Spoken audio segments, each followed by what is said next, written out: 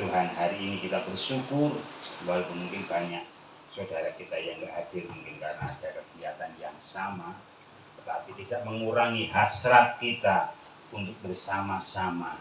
Sebab hari ini nanti akan di online-kan kepada saudara-saudara kita yang nggak hadir. Biarlah firman ini juga menjadi manifestasi dalam pekerjaan Tuhan di media sosial yang ada, sehingga kita boleh bertumbuh dalam pengenalan akan Tuhan. Hari ini kita akan belajar firman Tuhan, yaitu tertanam di dalam Tuhan.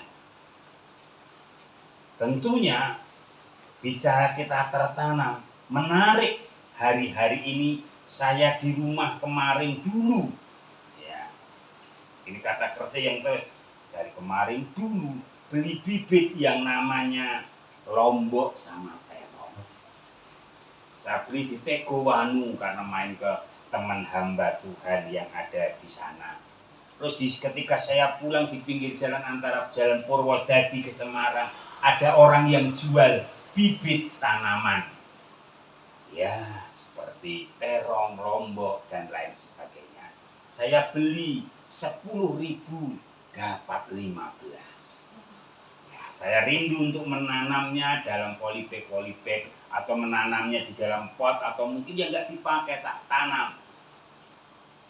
Untuk saya merindukan ketika saya bawa kurang lebih jauhnya ada kurang lebih 30 kilo dari tempat A sampai rumah. Harapan saya di rumah saya tanam dan akhirnya menjadi tumbuh. Saya sirami, saya nggak kasih pupuk, saya baru pertama kali itu menanam tanaman terong yang bibit-bibitan. Dan hari ini puji Tuhan, walaupun tanpa pupuk tetapi tertanam di tempat yang sesuai dengan kadar yang ada di situ. Akhirnya pohon ini tumbuh menjadi satu pohon terong, pohon lombok. Dan hari ini sudah berbuah yang kedua. Buah pertama dinikmati oleh orang yang jalan di situ. Karena tak tanam bukan di pekarangan saya, karena nggak ada pekarangannya, nggak ada halamannya. Di pinggir jalan saya tanam. Terus mulai menarik karena warnanya ungu, ada warnanya yang biasa warna kuning ke hijau-hijauan. Terus orang melihat senang, ya kok tangannya tergerak metik. Haleluya. Akhirnya gen, kok dipetik, lu nggak ada. Siapa ya kang yang ambil?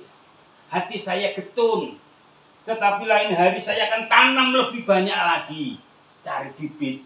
Harapan saya nanti dari buah pertama itu akan saya matangkan di pohon, nanti tak bibitkan rencana. Tapi hari ini karena saya tanam di tempat itu, walaupun baru berbunga satu, berbuah satu, diambil orang, biarlah. Tetapi hari ini dia berbuah lagi ada 3. Wah, hati saya senang. Kapan-kapan saya akan bibitkan ini jadi pohon dan saya akan cari pohon nanti pohon kacang panjang tak tanam di pinggir tempat saya. Benar mengambil loh. Sing akeh digawe sekalian dia disayur atau dibuat sambal, nanti aku tak ikut makan yang ngambil, nggak marah. Saya sukacita sebab pohon yang saya tanam bertumbuh bisa lebih besar dari yang dulu saya beli. Tidak panjang, tidak lebar, tidak tinggi, hanya 1 kilo tangan saya pun kurang. Tetapi ketika tertanam dengan benar, dia berbuah dan indikasinya ada orang yang menikmati, dia mengambil karena tertarik.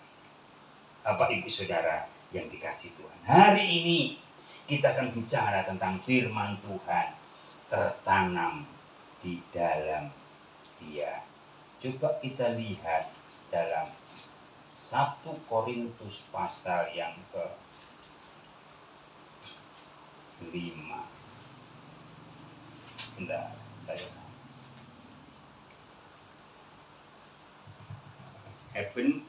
Ben, tolong ambilkan tas. Oke, sudah, maaf, sudah di dalam.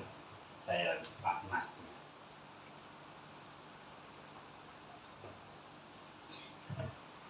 Ya, puji Tuhan.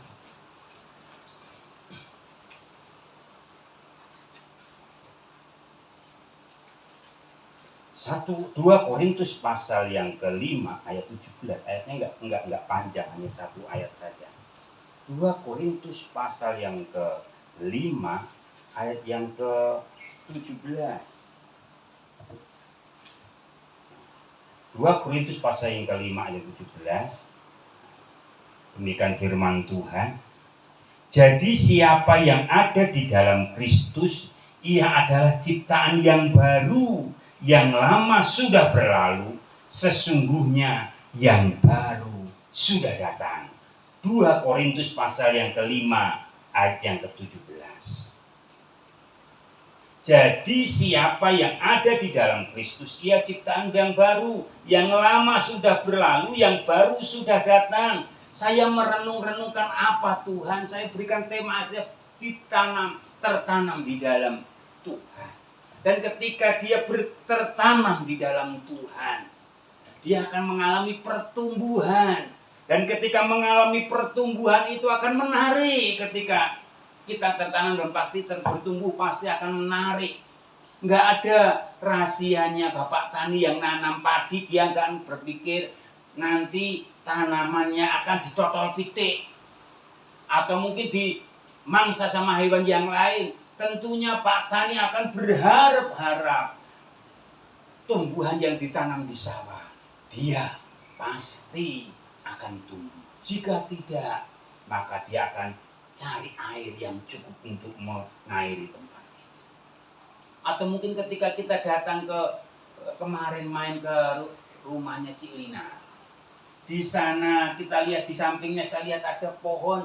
Adanya hanya satu petak dan mungkin sebentar lagi tanah itu pasti akan dibangun menjadi rumah karena daerah ramai.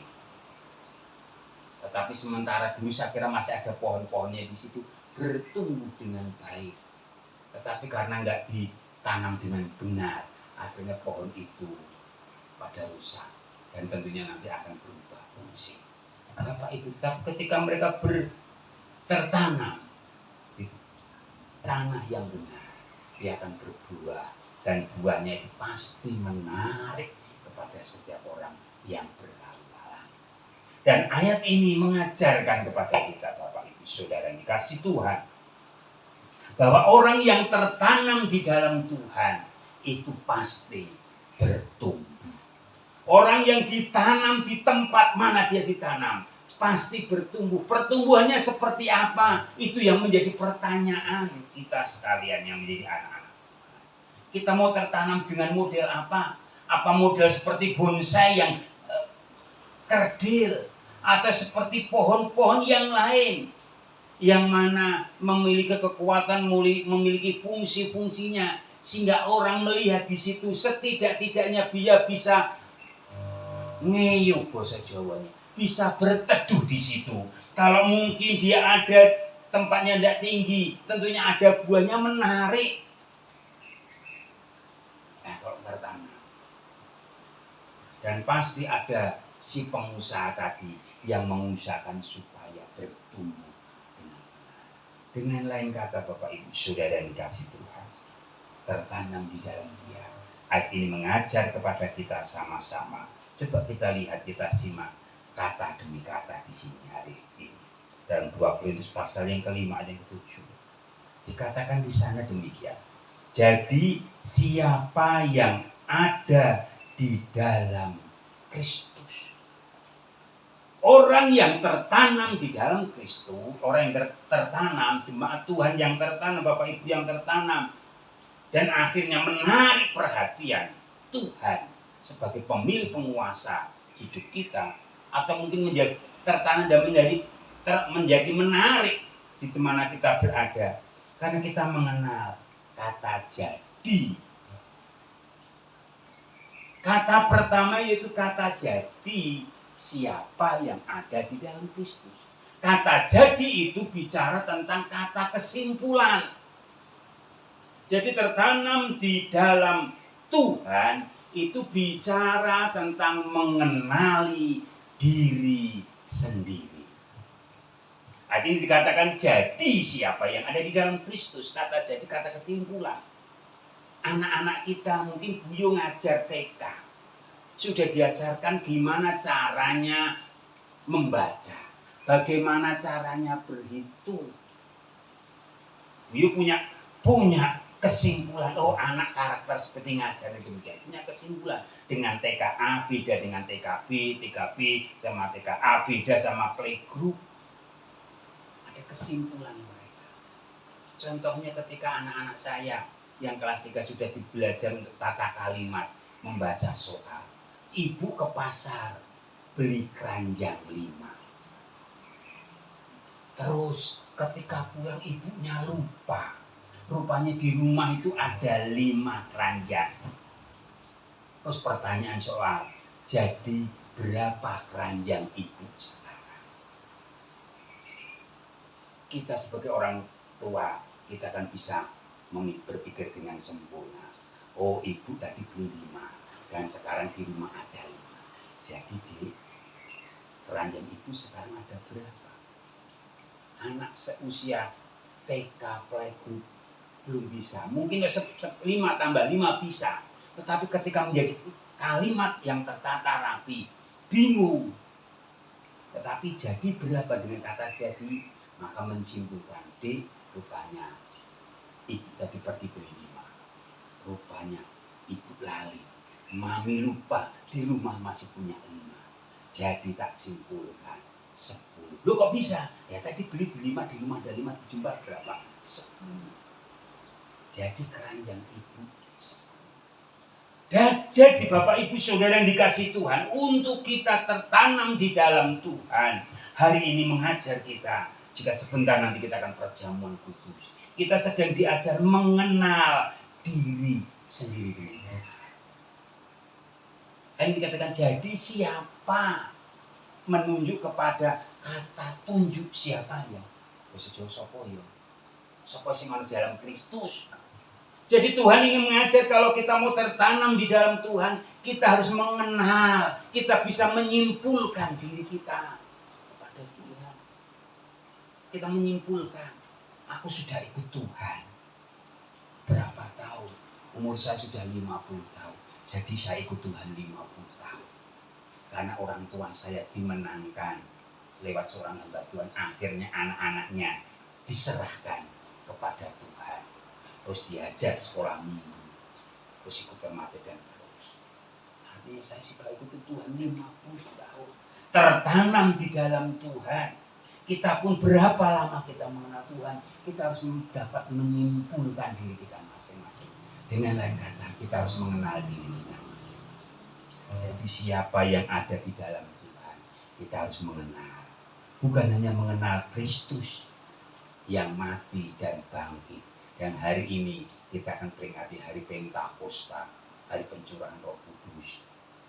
Hari ke-50 setelah hari kenaikan Tuhan.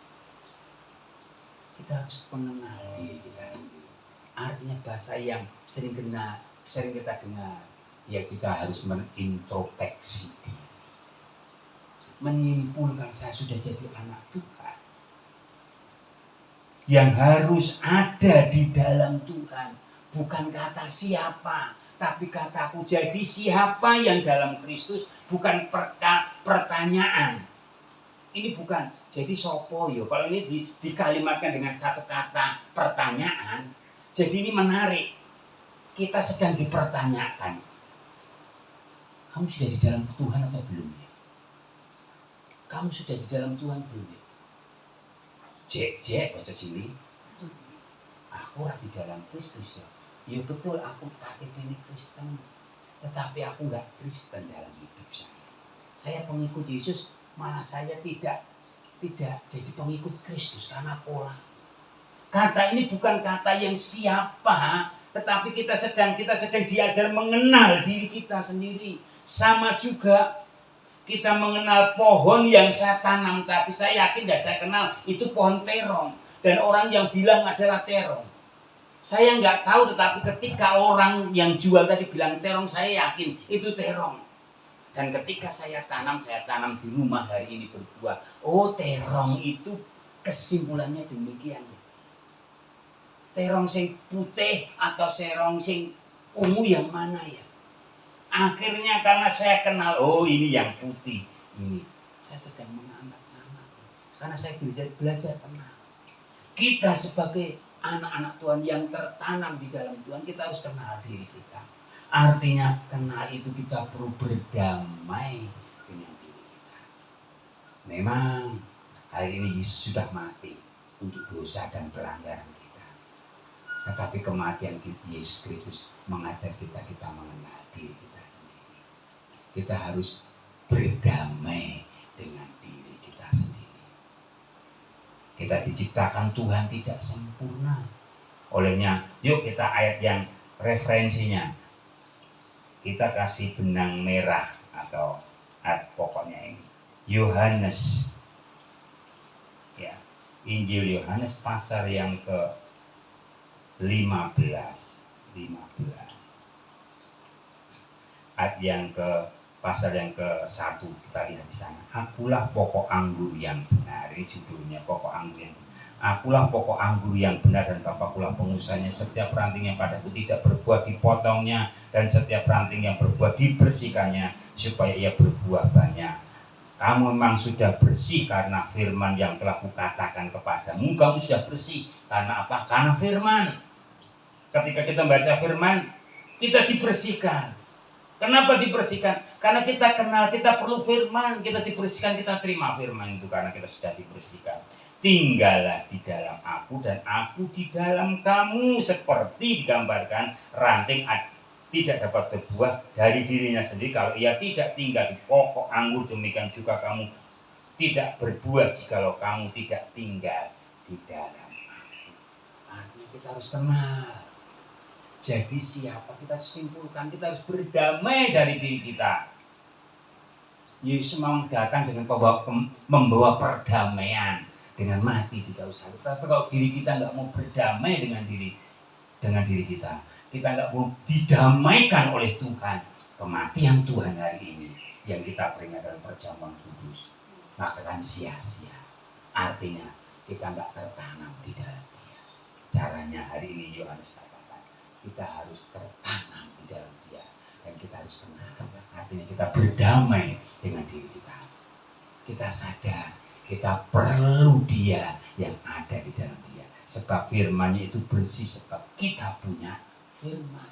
Kita punya Alkitab, kita hafal ayat mas, dan ayat mas itu yang akan memurnikan iman kita. Jadi hari ini kenali diri kita supaya kita boleh tertanam dengan Dia, dan tanaman itu akan tumbuh dengan benar, dan tanaman itu akan menarik Tuhan.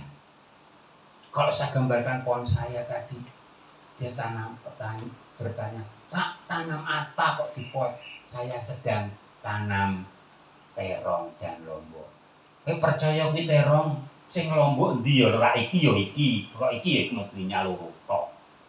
Tetapi beranjaknya usia, saya tahu, oh terong itu daunnya lebih besar daripada pohon lombok. Oh, lebih tahu lagi ketika ada buahnya. Lombok itu seperti itu yang dibuat oleh ibu sambal di tempat ini. Dan terong semakin, oh saya tahu terong, ini jenenge terong, di sambal raiso, kegedean. Alah, kalau ibu saudara yang dikasih itu. Artinya kita harus kenal diri kita. Artinya kita harus berdamai dengan diri kita supaya kita diperdamaikan dengan Tuhan. Ketika tadi Yohanes 15, kita melekat kepada pokok anggur itu dan kita dapat berbuah.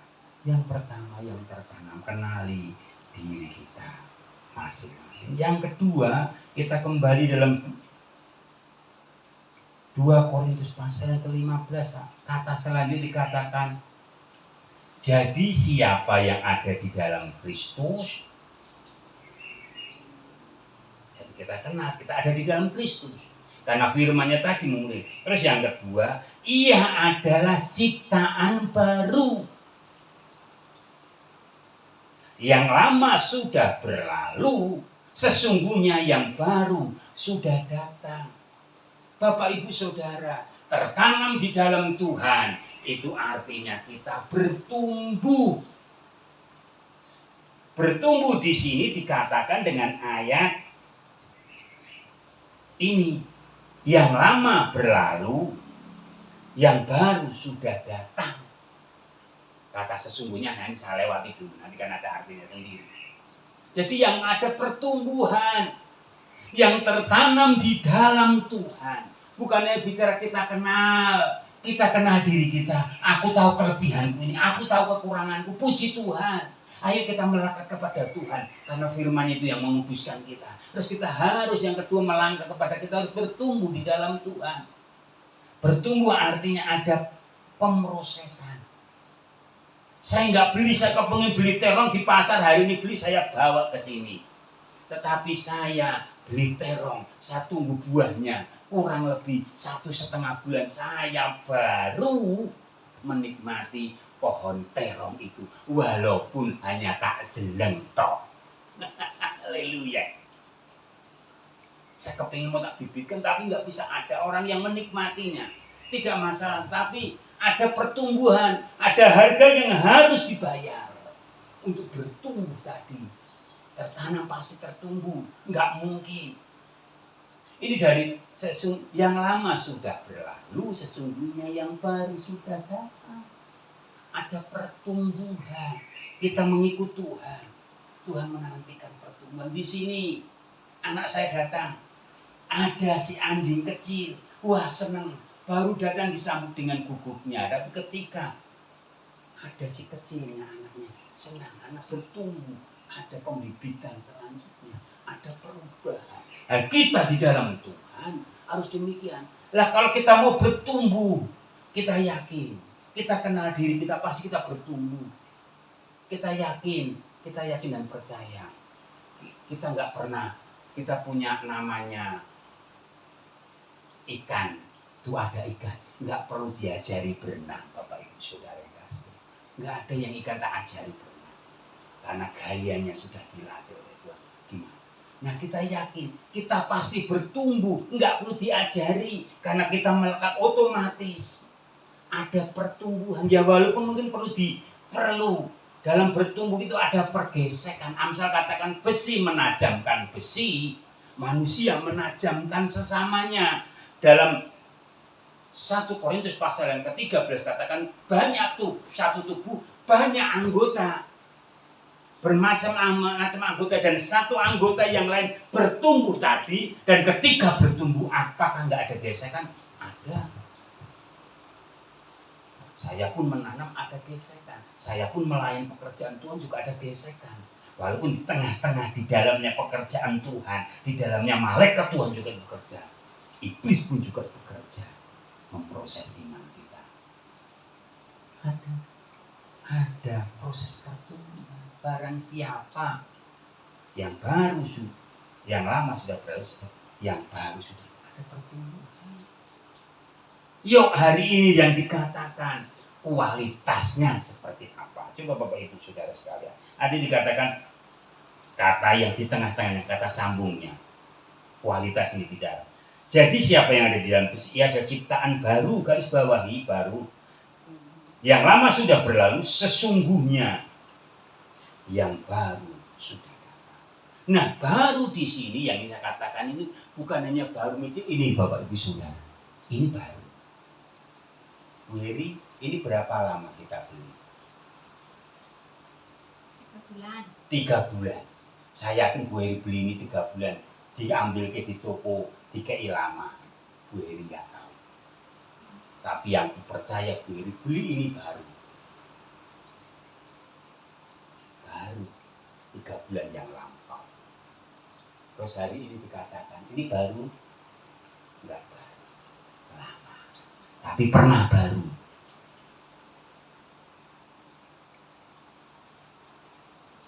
Kita beli HP 1 jam yang lalu, terus kita jual ke Simpang 5. Pak, tak beleke, aku rak cocok. Saya geleng dibuka. Orang belikan itu namanya second. Karena sudah ada kontrak perjanjian, apa mana kredit. Haleluya. Walaupun baru 1 menit, nggak baru. Nah, baru di sini bukan ini namanya neon.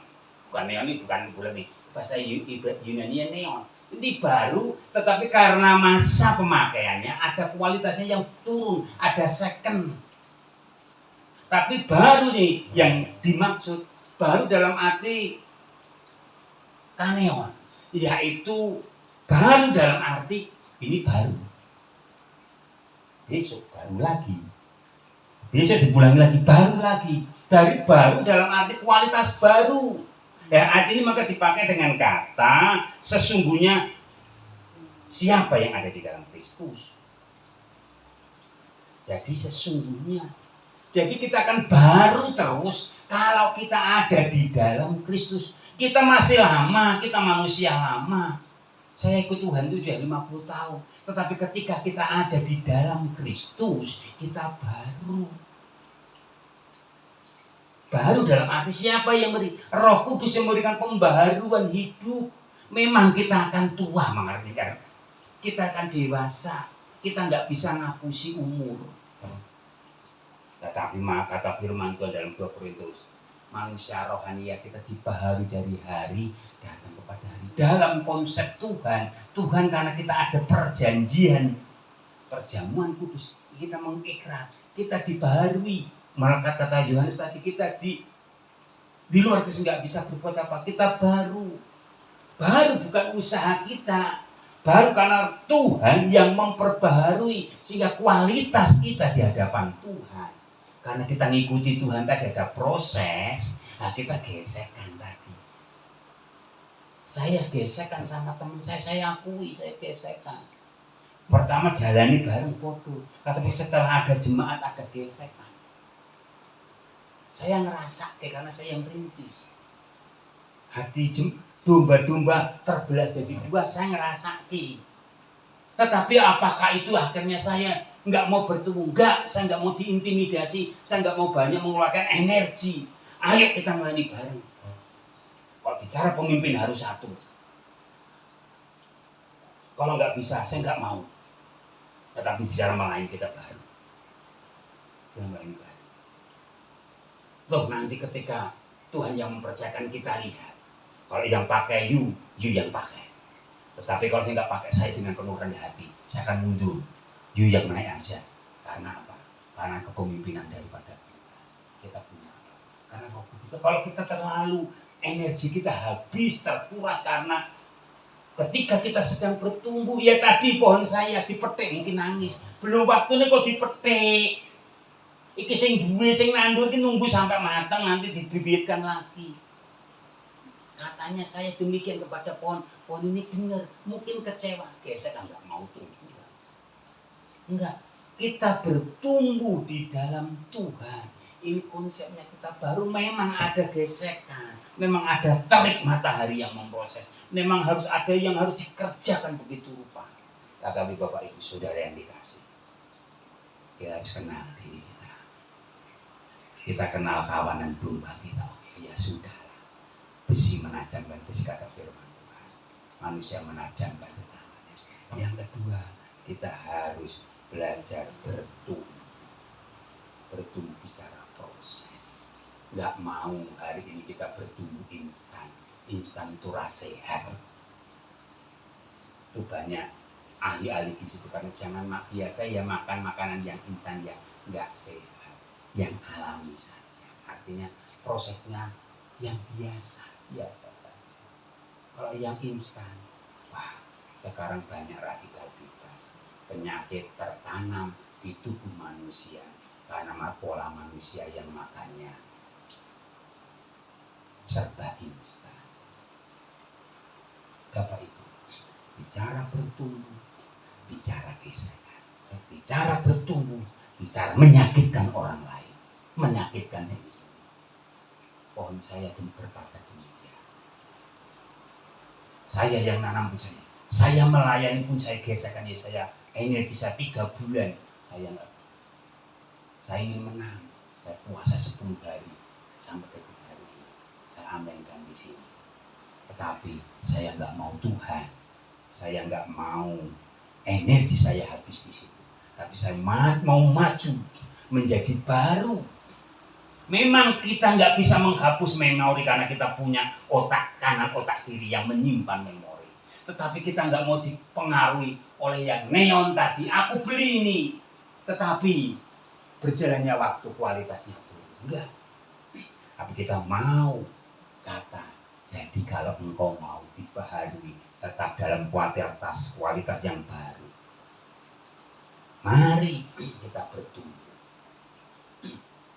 Maju, ada proses. Satu ketika saya datang di Keranggan, Bapak Ibu. Untuk beli apa? Untuk lihat-lihat akuran di emas. Istri saya nggak pernah tak belikan emas. Dapat berkat emas, ya akhirnya tak ganggu dinan, ganggu anak. Nah, yang emas belum ada waktu itu. Tapi ketika saya lihat-lihat, saya nggak ngajak istri nanti, cuma saya digeledek tok. Gue serai aku. Alah, ini ngajak melaku tok. Mengiming-imingi, iya, sesok yang diberkat aku. Ngono tok bosok. Iya, namanya hati perempuan kan demikian dibelikan suami. Tapi suami enggak bisa. Tapi yang menarik ketika saya ada di Keranggan, orang yang berlalu lalang di situ, mereka bawa emas mereka, entah yang bawa pembantunya dengan diumpel-umpel taruh tas kresek karena harganya jutaan, atau mungkin bawa sendiri dengan bawa mobil. Emas itu dibeli dengan harga sesuai dengan kurs sekarang. Tetapi yang menarik yaitu saya nggak dijual toko di situ yang ditaruh di estalase, tapi saya ada yang di samping yang soal nimbang, soal mendapatkan pembetulan. Rupanya emas itu saya tanya karena saya enggak. Pak, kenapa kok ada karat-karatan? Karat itu artinya kan neyeng dong.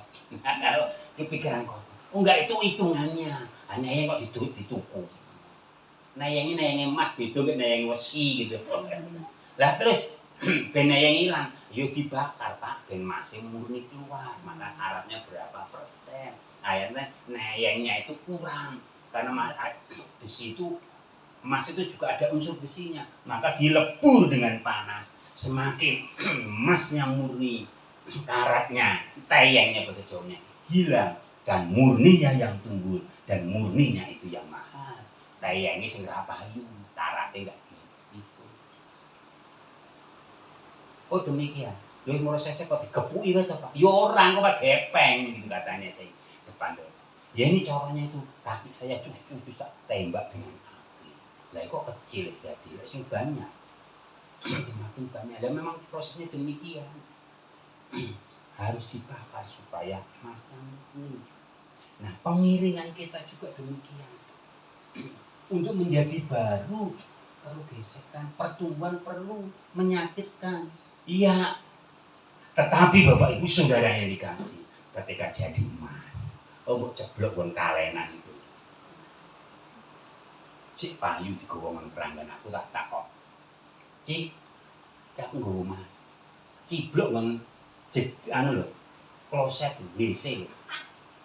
Ora apa-apa, Bos, tetep tak tuku regane sing rega saiki lho. Ora ana kurange. Ciblok ngon di jalan keplindes yang namanya, aduh tiboy. Pipi si mandek saya tiboy.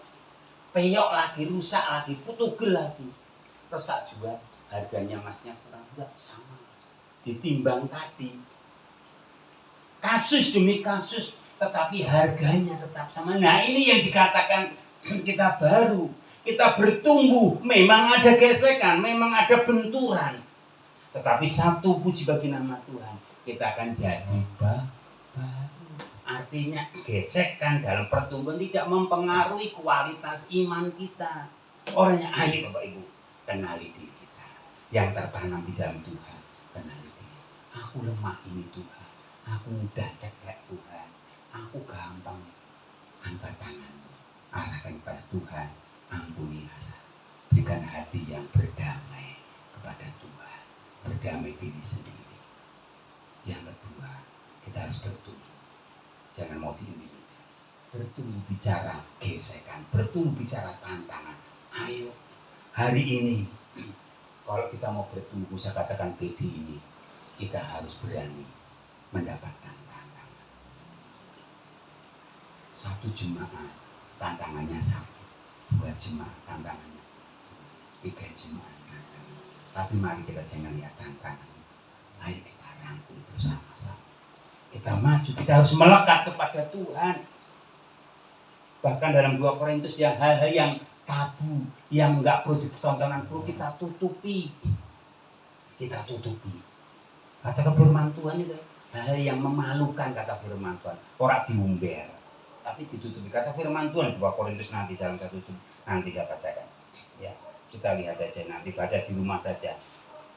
1 Korintus. Ya, 1 Korintus baca di rumah saja. Banyak tubuh nih. Ini pasal yang ke-12 ini. Semuanya banyak anggota satu tubuh.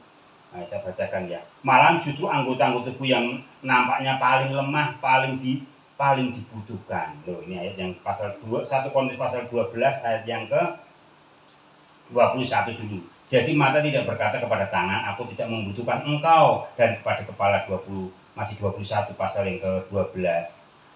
Tidak dapat berkata kaki, aku tidak akan membutuhkan kau, malah justru ayat yang ke-20. Malah justru anggota-anggota tubuh yang nampaknya paling lemah, artinya paling elek, paling gak berguna, justru ayat yang katakan 20 paling dibutuhkan. Dan kepada anggota tubuh yang menurut pemandangan kita kurang terhormat, paling elek, kurang terhormat ini loh, kita berikan penghormatan khusus terhadap anggota-anggota kita yang tidak elok. Kita berikan perhatian khusus. Yang elek, yang gak bagus, kasih perhatian khusus. Kita gak boleh menjustis dia, menghukum dia, memperkatakan dia, enggak. Justru kita rangkul, bos. Begitu tubuh ini. Mak bicara. Ibu-ibu banyak sering tertutup lawang lanang wis, mbok katok mlayu celana pendek ya wis. Lah, ra apa-apa. Lu ngomol ra isin ra apa-apa. Wong wedok kan lain. Perlu ditutupi, tapi itu sangat penting penghargaan perempuan. Nah, kita sebagai anak Tuhan bicara bertumbuh, memang kita berbeda, sepertinya nggak membutuhkan, seperti nggak elok, sepertinya nggak berkenan. Justru itu sangat penting. Kita merangkul dia. Ini namanya kita bertumbuh. Bertumbuh di dalam Tuhan. Ada proses. Dan prosesnya ini. Firman dikatakan, engkau baru. Engkau bukan hanya sekedar baru yang akan mengalami kemerosotan kualitas baru. Sehingga dikatakan second KW. Oh, ini recycle. Lama tapi dibaharui lagi. Enggak. Baru ini memang kualitasnya baru seperti keluar dari toko baru. Walaupun mengalami yang namanya proses pertumbuhan. Kata sehingga dihilangkan, tapi ketika sehingga dinyatakan ini proses menjadi baru. Karena apa? Karena kita tertanam di dalam. Kalau kita enggak tertanam di luar Tuhan, nanti pasal lagi. Yang kedua tertanam. Terus yang terakhir, tertanam di dalam Tuhan. Yang pertama kita kenal diri sendiri. Lebih atau kurang kita kenal. Sehingga kita perlu melekat kepada Tuhan. Yang kedua kita perlu bertumbuh. Ada proses. Karena kita tertanam. Tuhan gak jabut langsung buang. Yang ketiga, orang yang tertanam. Pasti si yang nanam tadi punya tujuan. Ya atau tidak?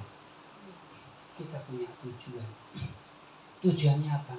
Tadi dia berbuah. Bukan hanya sekedar bertumbuh, Tuhan pun berjalan. Dia lihat pohon itu kok enggak ada buahnya. Bukan masalah berbuah, masalah musim. Tetapi Tuhan berkata pohon ini enggak berbuah. Tuhan mengutuk dia dari akar sampai pohon mati. Bahkan Julian Sati yang berbuah dikeratnya, dibersihkannya supaya berbuah lebih banyak lagi. Bapak Ibu yang dikasihi Tuhan, yang kedua tertanam di dalam Tuhan, itu bicara kita harus punya tujuan kita berbuah. Galatia pasal Galatia pasal yang kelima 22-23. Ini ada ayat yang terakhir. Ayat lagi. Galatia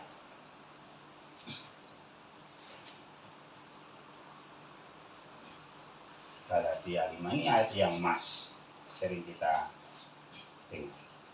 Galatia 5, 22, 23. Tetapi buah roh ialah kasih, sukacita, damai sejahtera, kesabaran, kemurahan, kebaikan, kesetiaan, kelemah lembutan, penguasaan diri. Tidak ada hukum yang menentang hal-hal itu. Ini buah. Buahnya banyak. Satu buah berbuah macamnya. Ada kasih, ada sukacita, ada banyak ini. Dikatakan 22 buah itu kasih, sukacita, damai, sabar, murah, kebaikan, kesetiaan, kelemah lembutan, penguasaan diri. Buahnya dicicip, selamat. Buahnya kasih. Loh, dicopot sebelah kanan ada kasihnya, dicokot sebelah kiri ada kelemah lembutannya, dicokot di bawah ada sukacitanya, dipocuil sithik buah ini rasanya ada penguasaan diri, dibuka sithik lagi, dicuil dibagi kok bleber meneh, ada kelemah lembutan dan sebagainya. Ada 9 buah roh yang ada di buah itu. Ini bukan satu pohon buahnya macam-macam, enggak, ini satu buah. Kata kerja adjektifnya itu satu buah. Dicokot ada rasa kasihnya. Dibagi kita dicokot terus kayak orang nyokot enggak kasihnya. Ada penguasaan dirinya. Dicokot lagi, dibagi lagi bekas cokotannya tadi. Ada kasihnya, ada sukacitanya, ada kebaikannya, ada kesetiaannya. Wah, multiplikasi Bapak Ibu Saudara yang dikasih. Kalau kita anak-anak Tuhan yang tertanam di dalam, karena kita tadi baru, mereka akan berbuah, buahnya itu tadi seperti itu. Tetapi coba ayat sebelumnya ini menarik. Ini jadi satu peringatan bagi kita. Ada yang ke-20 juga kita lihat. Galatia pasal yang ke-20. Ini kan ya 5 ada yang ke-20. Ayat yang 19 ya. 19. Perbuatan daging telah nyata, yaitu seterusnya saya nggak bacakan. Perbuatan daging itu nyata. Artinya perbuatan daging, kalau kita tertanam terus kita tidak berbuah, hati-hati, perbuatan daging itu nyata. Burung berbuah nyata. Orang usah diajari, ketok diri. Perbuatan daging karena dosa tadi. Orang usah diajari, kata kerjanya ini menarik. Perbuatan daging telah nyata. Ini kata kerja aktif ini. Telah itu sudah berlangsung, akan berlangsung. Jadi kalau kita tidak berbuah, dagingnya nyata, perbuatannya. Wes ora usah diajari. Orang usah dilatih, orang usah kasihan tutorial. Enggak ada ya kayak kita. Kamu belajar kepingin apa, gimana cara membuka WA pindah ke komputer, saya nggak bisa. Saya bingung. Saya buka tutorial bagaimana caranya mengupload database dari komputer pindah ke WA. Saya salurkan. Ada tutorial daging nyata, orang usah tutorial. Saya ajarkan kepada anak didik saya, untuk belajar nyontek, orang usah belajar. Terus lahir dengan sendirinya. Maka melirik, jadilah. Enggak ada tutorial.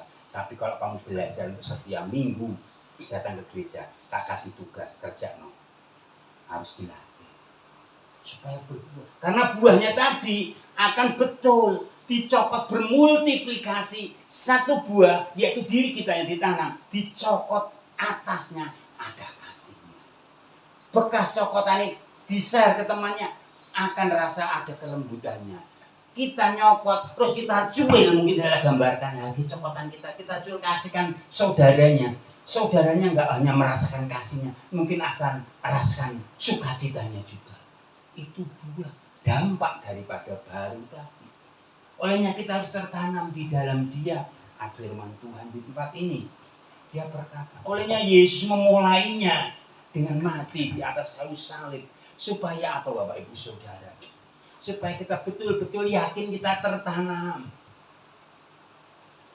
Supaya nanti ketika kita tanam berbuah, bukan nanti yang lain yang keluar. Sehingga berkata orang datang persekutuan, nggak persekutuan, podo wae. No, itu bukan gaya anak PD. Itu bukan gaya anak Tuhan. Tapi itu gaya yang belum jadi, yang belum dibuang, yang belum dibenamkan, yang belum melekat kepada Dia. Atau mungkin hari ini saya katakan, kita belum kenal diri sendiri. Yo Pak, betul. Orang bisa berubah. Iya, karena dia nggak mengenal dirinya. Kalau kita mengenal dirinya, Yohanes katakan, aku melekat kepada Dia. Kita lemah, saya lemah, saya jengkel. Hari ini saya ngomong, saya openi ngoyo-ngoyo, tiba-tiba anak Tuhan yang tak arep-arep, ya manusia, pendeta juga manusia makan daging. Asing sugih ya ben memberkati gereja ini toh, ben gereja ini pendeta masa kerja terus harus keren. Masa 5 tahun ini podo 5 tahun yang lalu, ya kepengin sejahtera ke pekerjaan Tuhan. Tiba-tiba sesama pelayan Tuhan langsung to the point, deketi titik inti. Ya kita hamba Tuhan mesti yang jengkel toh, marah toh. Ya wis dilayani itu namanya manusia. Dan itulah yang membuat saya 3 bulan dari Januari sampai sekarang energi saya banyak terkuras. Visinya tertutup Bapak Ibu. Wis tak letakkan di dalam Tuhan. Meh dadi no, saya ada dadi pasti jadi, karena saya yakin saya dalam kelas yang kedua, yaitu baru yang dibaru. Saya nggak mau diem sih. Kita pun harus demikian, supaya ketika buah itu saya dicokot rasanya, ya ono kasihnya, kasih dikasihkan meletak jadi sukacitanya, kelemah lembutan dan lain sebagainya, sehingga orang melihat, wow, dan ini akan dilihat. Bukan lagi kalau hari ini aku masih kedaginganku yang tampil, Bapak Ibu Saudara. Hari ini aku berkata, ora gereja-gerejona, pek ngono. Wis, aku keluar dengan kemarahan. Seperti ayat 19 Galatia pasal 5. Wis rasa gereja-gerejona. Tok apa ya gereja kaya ngono. Lah yang pelayanan cuma anu tok. Status tok. Beda. Saya kepahitan itu. Saya enggak merdeka. Daging enggak usah tak latih, terjadi dengan sendirinya. Jujur aja aku pindah Indonesia ya karena itu. Saya tinggalkan gereja, saya nggak tinggal ini, mereka ngomong sendiri. Saya tinggalkan gereja, saya tinggal di rumah, tak setting. Mbak, kamu punya gading, saya tak di rumah, karena kemarahan saya. Tetapi Bapak Ibu Saudara yang dikasih Tuhan, tetapi buah itu harus. Saya nggak mau diri capai. Ya, kalau memang Tuhan mengatakan demikian, Tuhan ngomong, hamba Tuhan datang. Pak, aku sisuk aku bangun wekmu ya. Lah pendetane sapa? Isik nggon Jakarta. Aku enggak kenal. Tuhan doakan saya. Saya ditemplak 2 bulan, bulan Maret, bulan Maret. Saya panggil hamba Tuhan. Saya suruh khotbah, enggak tanah tak kasih rambu-rambu. Wis khotbah apa sing Tuhan katakan. Wis dipersiapkan tapi kok Tuhan ngomong dalam hatimu sampai no. Lah men tegur aku tegur jemaatku tegur. Kalau hibur dan lain. Saya nggak mau membatasi ke khotbah. Silahkan. Nah, saya ditemplak di situ. Ya Tuhan, oke. Saya nggak mau dicapai dengan ngaji. Oke, karena saya sudah buat keputusan di bawah, maka Tuhan yang akan mengerjakan. Nah ini yang Tuhan maukan. Ayo, kita harus berbuat. Kalau enggak hati-hati, saya pendeta pun enggak diajari, ini juga bisa marah, bisa jengkel. Tapi gimana ini? Kita harus berbuah. Buahnya tadi ada kasih, ada sukacita. Itu sebagai proses. Kalau enggak begini, saya mungkin enggak antusias melayani di sini. Kalau enggak ada itu, mungkin saya enggak antusias. Aku tak santai ria di sana. Sabtu aku udah capek, Senin Selasa sampai Jumat aku kerja 2 hari tak khusus lah sama Tuhan. Kok enak tenang gitu aja, enggak selentik nih cara orang. Ya wis, terima kasih. Itu arti bahwa Tuhan kasih visi, buka persekutuan, ya puji Tuhan di sini, buka persekutuan. Ayo, oh ini tuh Tuhan, ya Tuhan, aku manut Tuhan.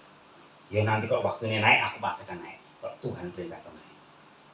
Kalau sudah naik, akhirnya tak culti, ya biarlah Tuhan. Nah demikian, sehingga nggak ada kepahitan. Saya ini hamba Tuhan, ketemu. Nah besok akan saya kunjungi. Saya nanti setelah 2 puasa, nanti besok selesai minggu, sudah saya harus bergerak. Aku sudah Tuhan, aku mau bergerak. Apa kata Tuhan? Tak tandang gua, aku mau di apa-apa, terserah aku datang. Aku datang dengan membawa berkat kepada domba-domba. Mbah mau berkata apa? Aku ingin berbuah,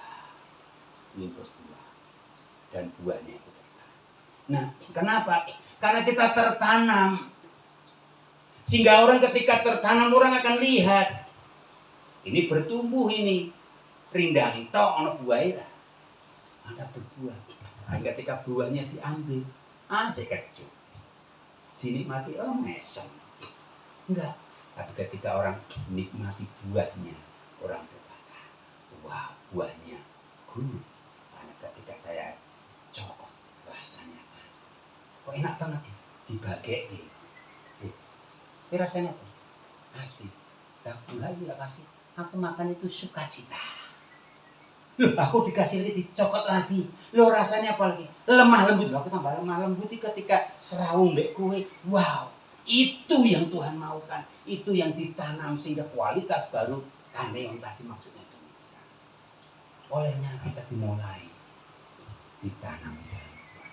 Itu Yesus memulai dengan mati. Kita, amin. Ketika kita ngangkat lebih tinggi dari hidup kita nggak beragam. Sopo saya bisa bangun gereja, bisa buat tanda tangan selain non muslim, non Kristen 50 orang sehingga gereja sopo. Kalau bukan Tuhan menggerakkan hatinya, ya.